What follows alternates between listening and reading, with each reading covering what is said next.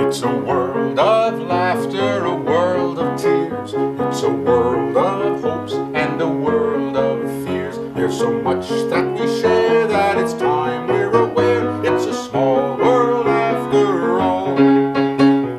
It's a small world after all. It's a small world after all. It's a small world after all. It's a small world. The Disney organization, we're doing a great pavilion for the World's Fair, sponsored by UNICEF. UNICEF is a wonderful organization. We were roaring down the freeway going back to the studio from where we were, and Walt was driving. I said, Walt, we'd like to donate all the royalties from this song to the kids. He actually pulled over to the side of the road, slammed the brakes on, and said, "You're not going to give those royalties away." He said, "Don't be silly. You're getting a lot of money for this, and they'll make some good royalties. And it's your song.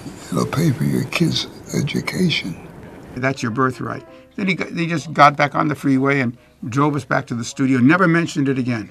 Perhaps the greatest accomplishment that a writer can have is to create something that so insinuates itself into the DNA of a culture that it's thought to be a folk song or it's thought to be anonymous. And It's a Small World is precisely one of those songs. It's a world of laughter, a world of tears. It's a world of hopes and a world of fears. There's so much that we share that it's time we're aware. It's a small world after all.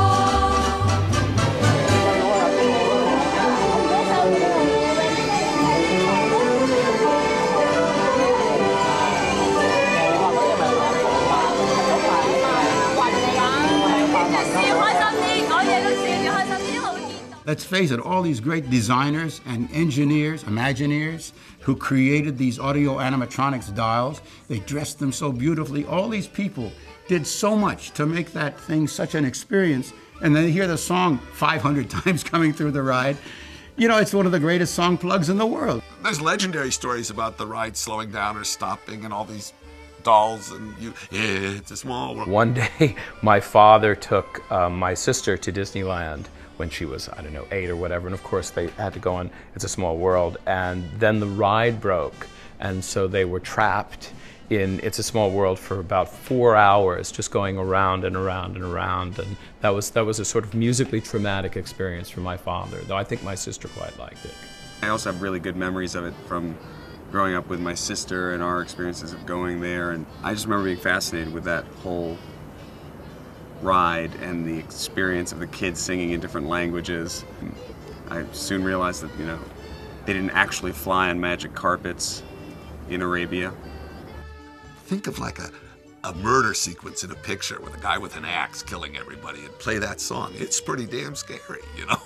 There's no more insulted song in history than Small World. That's it. I mean, that you want to drive someone crazy, play Small World for them 600 times in Tahitian. I think if they ever tried to dismantle It's a Small World, there would be, you know, sort of a national riot. That's because it clicked, it worked. Bob and I think, take a lot of pride in that because it's a pop tune, you know, it's a simply popular song, but it says something. It says something very important. It's a world of laughter, a world of tears, a world of hopes, and a world of fears. There's so much that we share that it's time we were aware. It's a small world after all.